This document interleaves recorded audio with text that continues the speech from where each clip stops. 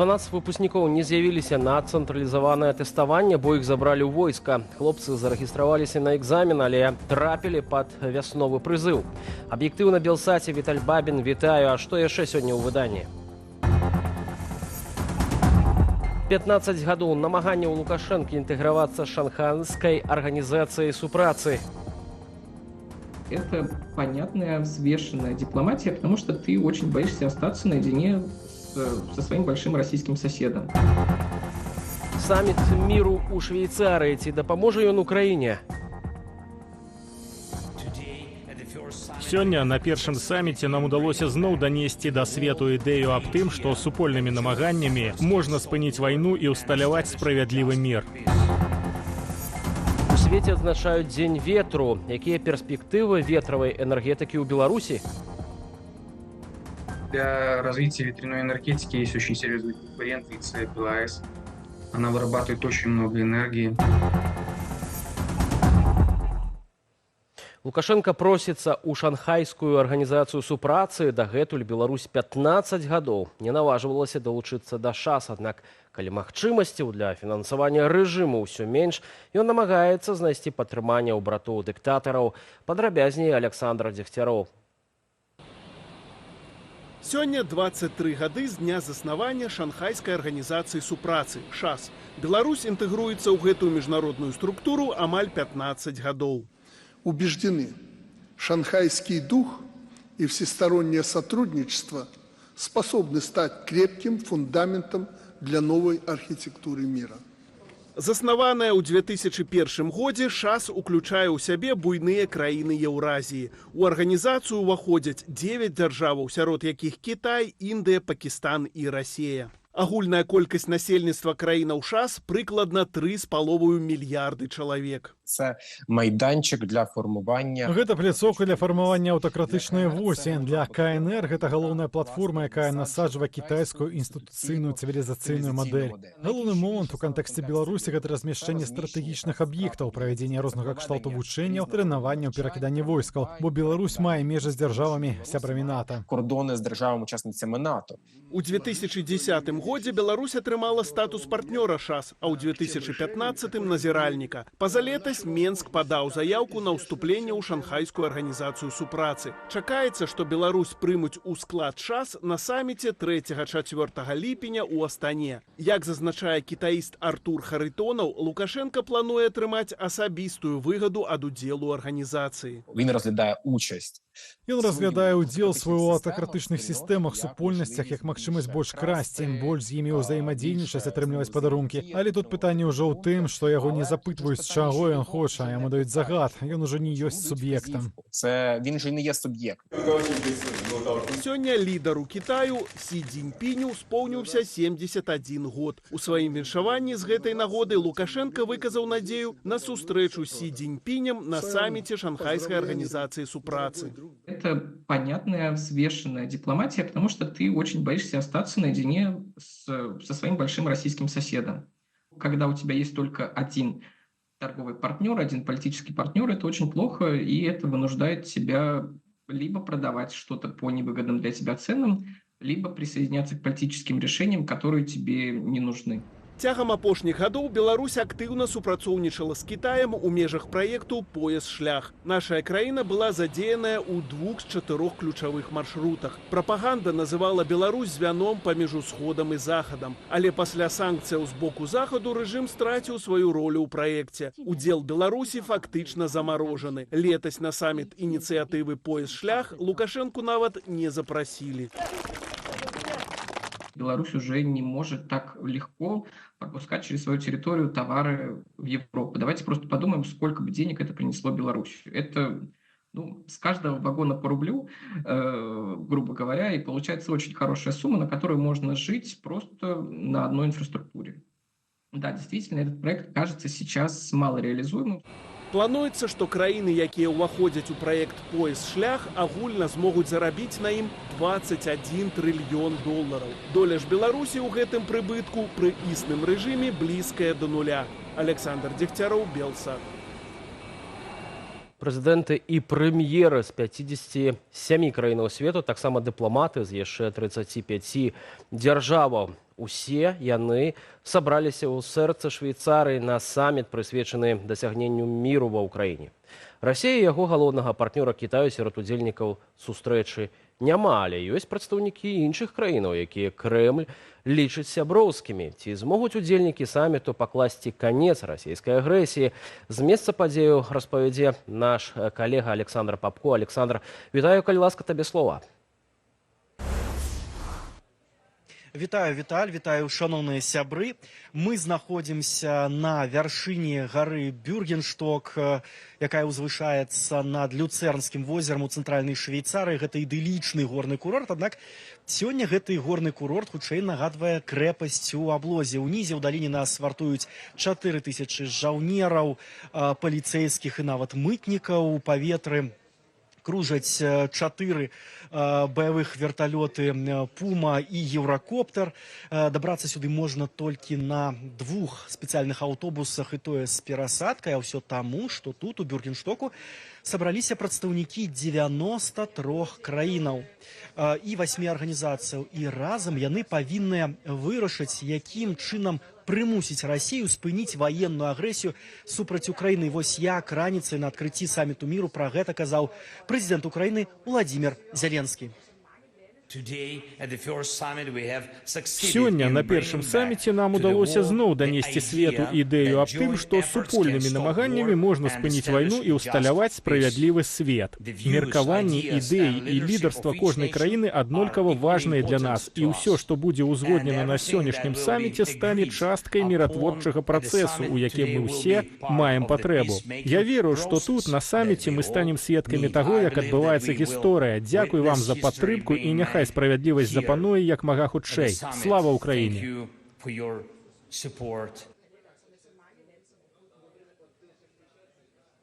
І вось гэтую агульную пазіцыю Украіна разам з удзельніцамі саміту павінна данесці да Масквы. На першы сённяшні інаўгурацыйны саміт міру Крэмль не запрасілі. Літаральна гадзіну таму Владзімір Зеленскі патлумачыў, чаму гэта было зроблена. Я працытую прэзідэнта Украіны. Ён заявіў, што калі б Пуцін хацеў міру, ён бы не пачынаў гэтай вайны. Аднак удзельнікі саміту кажуць, што Расія раней ці пазней будзе запрошаную да стала перамовы. Праўда, калі і якім чынам гэта будзе зроблена, пакуль не ясна. Калі мы хочам пачаць працэс дасягнення міру, Расія таксама павінна быць уцягнутая ў яго на пэўным этапе. Гэта відавочна для ўсіх. Як міжнародная супольнасць мы можам дапамагчы падрыхтаваць глебу для прамых перамоваў паміж бакамі, што варагуюць. Менавіта для гэтага мы тут.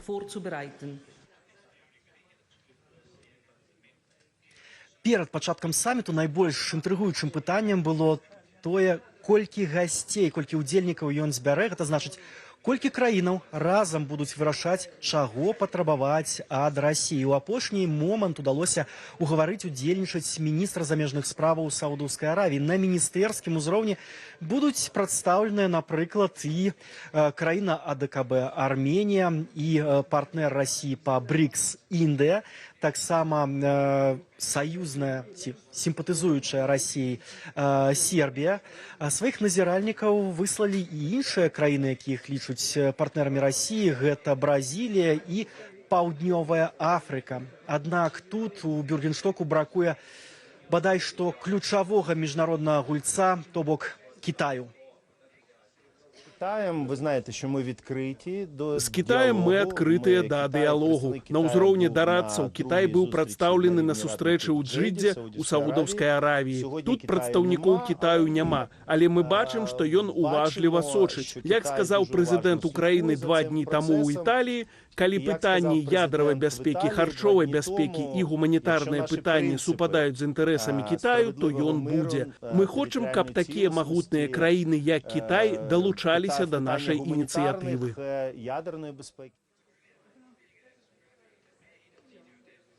Ідэя мірнага саміту нарадзілася амаль 2 гады таму. Тады, пасля вызвалення Херсону, Ізюму, Чарнігава, падавалася, што Украіна зможа сабраць шырокую міжнародную кааліцыю. Усе разам краіны свету змогуць націснуць на Крэмль, каб ён рэалізаваў 10 пунктаў мірнага плану Владзіміра Зяленскага. Я нагадаю, што гэтыя 10 пунктаў уключаюць, між іншым, вызваленне ўсіх украінскіх тэрыторый, уключаючы Донбас і Крым, суд над ваеннымі злачынцамі, а таксама кампенсацыю Украіне ўсіх шкодаў, нанесеных расійскай агрэсіяй. Аднак сёння параза Расіі не выглядае хутка, і таму Украіна збірае зноў-такі як мага шырокую міжнародную кааліцыю, каб абмяркоўваць 3 з 10 пунктаў, якія выклікаюць найменш супярэчнасцяў.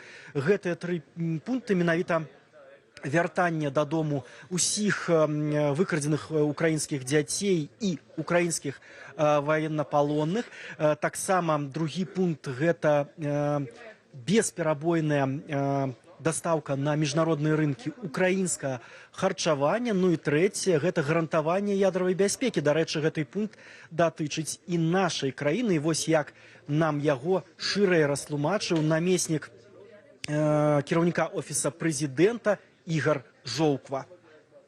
Украіна дамагаецца таго, каб ніводная ядравая дзяржава не мела права шантажаваць выкарыстаннем зброі ці пагрозы выкарыстання зброі любую неядравую, ды ўвогуле любую краіну свету.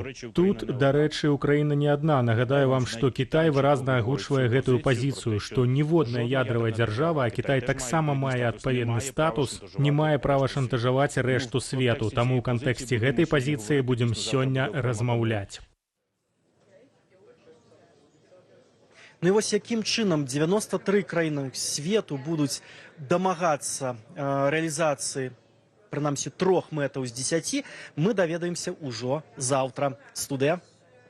Александр, дзякуй вялікі за гэтыя падрабязнасці. Александр Папко быў на ўпроставай сувязі саміту міру у Швейцарыі. Но мы ідзем далей. Міжнародны алімпійскі камітэт назваў першую частку імёнаў беларускіх спартоўцаў, якіх афіцыйна дапусцілі да ўдзелу у алімпіядзе у Парыжы. Яны, як і шэраг расійскіх спартоўцаў, будуць выступаць у якасці індывідуальных нейтральных атлетаў. У першую рэдакцыю спісу МАК увайшлі 11 беларускіх спартоўцаў, сярод іх раварыстка Ганна Церах, 2 прадстаўнікоў скачкоў на батуце, 2 цяжкаатлетаў і 6 барцоў. Спіс яшчэ будзе абнаўляцца згодна з рашэннямі камісіі правярання правамоцнасці допуску індывідуальных нейтральных атлетаў, гаворыцца ў паведамленні Міжнароднага алімпійскага камітэту. Агулам спартоўцы з Беларусі атрымалі каля 30 алімпійскіх ліцэнзій. У выпадку іхнага допуску да ўдзелу не будзе ўздымацца дзяржаўны сцяг і выконвацца гімн Беларусі. Таксама спартоўцы будуць абавязаныя выконваць алімпійскую хартыю, у тым ліку мірную місію алімпійскага руху.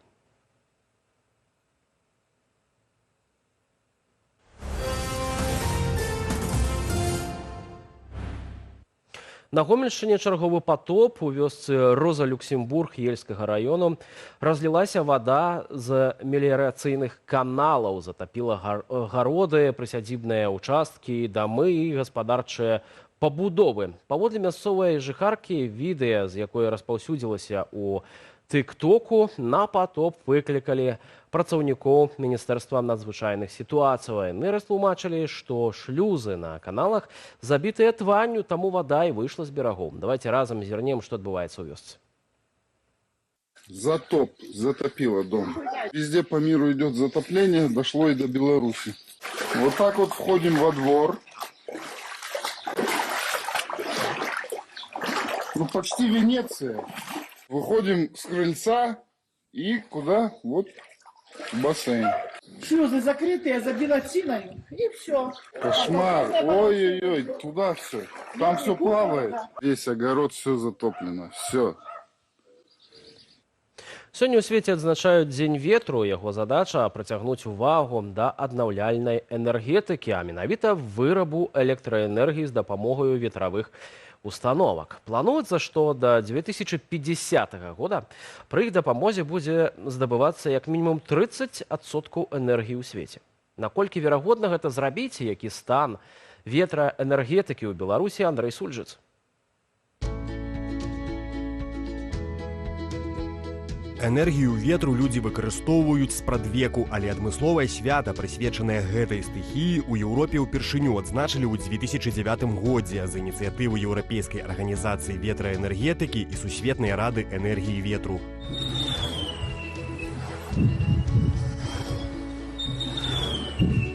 Мэта гэтага дня прыцягнуць увагу да патэнцыялу ветраэнергетыкі. Першыя ветрагенератары з'явіліся яшчэ ў канцы 19 стагоддзя, але трэндам сталі ў 21. Гэтак Нямецчына закрыла свае АЭС і адмаўляецца ад электрастанцыяў на выкапнёвым паліве, аддаючы перавагу сонечнай, ветра і біяэнергетыцы. Да 2030 года немцы плануюць атрымліваць з гэтых крыніцаў 80% электраэнергіі. Но ветер там в Германии имеет ключевую роль. И какое большое преимущество ветра еще по сравнению с солнечной энергетикой в том, что ветер может быть и ночью, да, то есть ветер может быть и зимой, да, то есть когда мало солнца. Развіваецца гэты кірунак энергетыкі і ў суседняй з Беларуссю Польшчы. Ветравыя турбіны – гэта неад'емны элемент для падтрымання звычайнай энергетыкі, бо без іх мы не змаглі б захоўваць прымальных для грамадства цэнаў на электраэнергію. Ветратурбіна магутнасцю 2 мегаваты здольная забяспечваць электраэнергіяй населены пункт на 600-800 дамоў. Невялікі ветрагенератар можна ўсталяваць і на ўласным падворку. Для Беларусі гэта пакуль яшчэ экзотыка. А вось у Польшчы уласнікаў прыватных дамоў будуць заахвочваць гэта рабіць. У нас у Польшчы дзеяла праграма фінансавання сонечных электрастанцыяў, але цяпер урад абвясціў, што будзе фінансава падтрымліваць усталяванне прысядзібных ветрагенератараў. З мінусаў ветрагенератараў спецыфічны шум і патэнцыйная небяспека для птушак, адзначае эксперт. А таксама складанасць абслугоўвання, высокі кошт і нестабільнасць выпрацоўвання току. У залежнасці ад сілы ветру то пуста, то густа. З плюсаў вецер дзьме бясплатна, але рэнтабельнасць электрастанцыі залежыць ад рэгіёну. Это для той страны, где есть соответствующая роза ветров, то есть достаточно длительное время может быть ветреная погода, притом ветер должен быть определенной силы, иначе просто это необходимое абсолютно условие, иначе просто проект будет неокупаемый. Паводле канцэпцыі зялёнай эканомікі Беларусі, якую распрацоўвалі з удзелам офісу Святланы Ціхановскай, нашая краіна мае патэнцыял для развіцця ветраэнергетыкі. На думку эканаміста, для такога способу вырабу электраэнергіі ёсць свая ніша. Ветряки, они хороши тем, что не закрывают какие-то мелкие потребности. Для мелких населенных пунктов, для каких-то удаленных территорий, куда сложно, скажем, провести линии электропередач. Улады, падобна, не плануюць развіваць гэты кірунак. Поэтому возникла такая шальная мысль, пока у меня, но сейчас она уже овладевает и вами, постройте вторую атомную станцию. Пакуль жа, паводле звестак за 2020 год, на долю ветраўстановак у Беларусі прыпадае менш за 0,5% электраэнергіі. Андрей Сульжыц, Белсат. Вялікая Брытанія адзначае дзень народзінаў свайго караля. У Лондоне з гэтай нагоды адбыўся адмысловы парад, якога не здолела сапсаваць нават залева. Усе падрабязнасці ў нашым матэрыяле.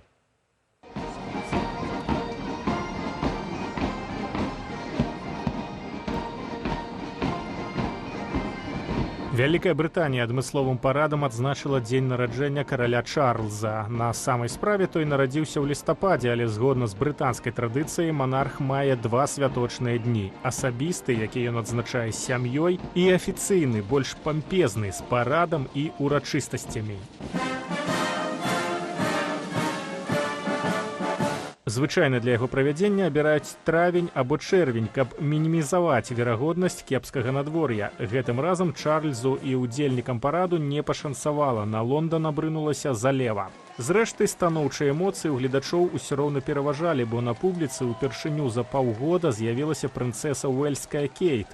Яна цяпер праходзіць курс хіміятэрапіі. Кароль Чарльз таксама лікуецца ад анкалагічнага захворвання, таму замест традыцыйнай паездкі на кані гэтым разам ён браў удзел у парадзе ў конным экіпажы разам з каралевай Камілай. Спачатку працэсія выправілася з Бакінгемскага палацу ўніз да гандлёвых радоў, а потым вярнулася ў Бакінгемскі палац, з балкону якога каралеўская сям'я назірала за палётамі авіяцыйнай групы. І на гэтым ставім кропку ў нашым суботнім выданні. Для вас працаваў Віталь Бабін. Дзякую за ўвагу і да сустрэчы на наступным тыдні.